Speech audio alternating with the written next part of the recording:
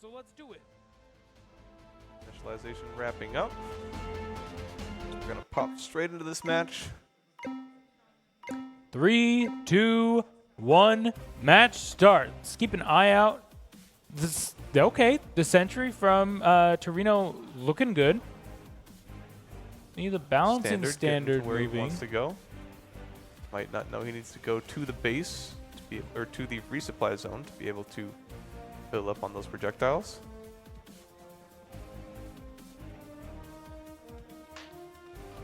Uh-oh. Ill-advised to fight without first purchasing projectiles. Balancing standard spin to win. Very impressive. There we go. Looking Making like his once way on again, over. just like you were saying, it's a problem with the non-balancing standard. Well, maybe these teams got so good at build, especially Torino. Last year they built their their balancing standard, so they frankly are taking quite a bit of damage. That is so far at level 1. Excellent showing from UIUC, taking about half the health of standard 4 from Torino out. Looks like they are able to spin to win at least a little bit. Torino still hasn't purchased any ammunition. Hopefully the drivers paid really close attention in the drivers' meeting. Looks like their spin to win's a little bit. Even if you're unable to fire, it's always good to practice making your purchases just to get through all the menus. I believe this year all the menu screens are in English, which is excellent. Sometimes the confirm buttons have been in Chinese. Looks like they have They've still left not again purchased. without purchasing ammunition. Chat, if you are from Italy and you know how to say purchase ammo in Italian and you throw it in the chat, I'll try to announce it, but you got to spell it out phonetically. UIUC, I mean, this is going to be, we got 3 minutes. Somebody's got to get some sentry damage done. Damage to a sentry from either team is imperative to move this game. Well, currently UIUC leads by just damage to the robots, as we've already seen Torino have to use a blood bag to give more health to their balancing standard. Oh, look at this. The other robot from UIUC making its move. Creeping its way over. See if it wants to take a few shots. Looking like that's going to be the case. They've successfully landed some damage onto the sentry. First blood. What a crazy twist of events. All right, so first blood going over as the death of the UIUC standard will give a level lead to Torino if they can purchase ammunition. But their sentry took 40 damage, which is going to put them behind for the match. So they're not allowed to fire without their armor panel facing forward, but they can just sit. Yeah. Yep, so they can use that defensively to block. Strategy. Ammo is Munizioni, like Munizioni.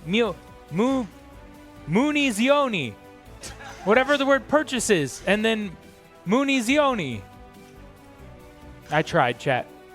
That's all I can do. We'll see if they're able to rectify that in the second round, as the first round has 1:30 left. Sentry damage coming across from UIUC onto Torino. Both teams level 2 on both robots now. Getting pretty good at pacing their shots to be able to actually hit those armor panels.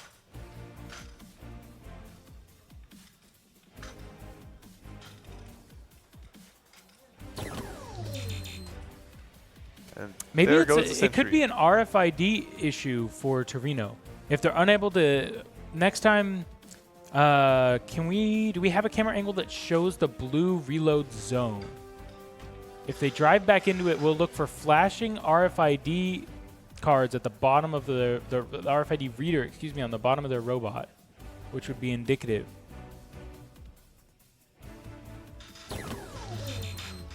Ooh, that's going to be a very quick takedown of the stationary Torino robot. Their robot is very high up to facilitate the balancing. Do we have a view that shows this from third person? Confirm. They did it! I think it was my Italian. I think that's what did it. Munizioni! Yeah! Okay, they have 13 seconds. They lose this one. But next round, if that one can fire, might want to test shooting just at a blank wall just to make sure that you're able to use your projectiles. There it is, overspeed. Oh, no. Well, better to find that out now than next round, where you have about 3 minutes to fix it before the match starts. All right, not the showing I was anticipating, really from either team here. But the purchasing happened. It did happen. With the balancing standard, because it's rocking back and forth, the height of your RFID reader is kind of changing, especially depending on where it is. So they might actually have a hard time getting issues are. They're either fixed or not fixable in 2 minutes because we're heading straight into round 2.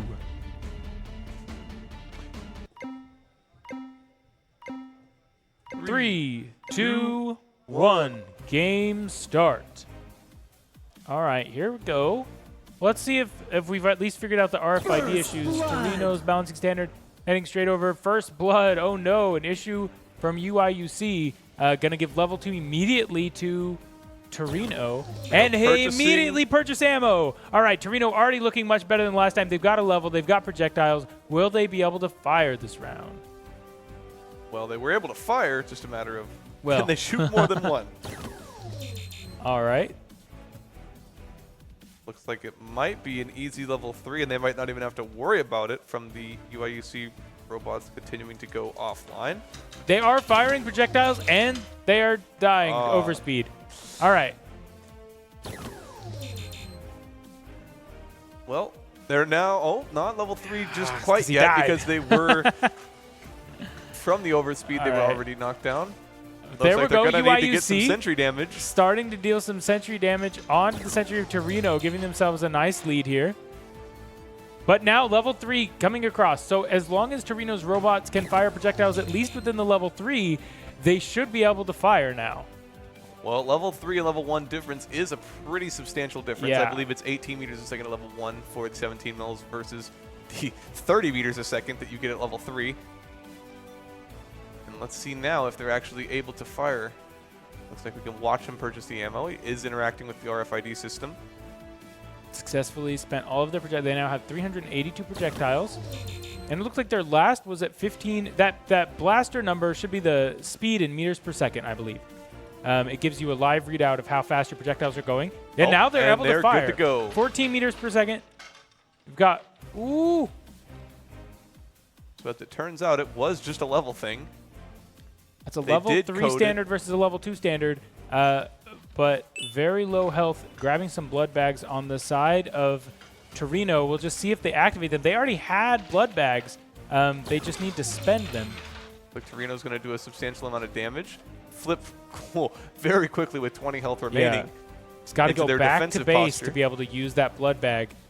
Those balancing standards being a pretty big advantage to be able to just kind of turn off if you want to get shot at by turning sideways, because they don't have an armor panel where those wheels are by nature of the technology that they use. They successfully used the blood bag. You can see the health for the standard come back up by quite a bit. They also successfully purchased a lot more projectiles. I don't think amount of ammunition is going to be an issue. But the sentry of Torino taken out by UIUC while we were watching that first-person view of Torino. So Torino's got some work to do in the second half of this match if they want to claw it back. The Torino sentry was moving. Now they get a stationary target, and it looks like they're going to make short work of UIUC's sentry as that health is dropping all the way down to half in just a few seconds. Whoa. UIUC able to fend them off all the way from the reload zone. We've got some long-distance shots this year, Matt. Robots not afraid to take half-court shots at each other. We do indeed. It looks like it's just going to be a standard versus standard. We'll see if the self-driving of Torino is able to trump the standard four-wheel of UIUC. Looks like Torino's moving back into position to do a lot more damage to that sentry. Looks like they're going to take that sentry out with very short work.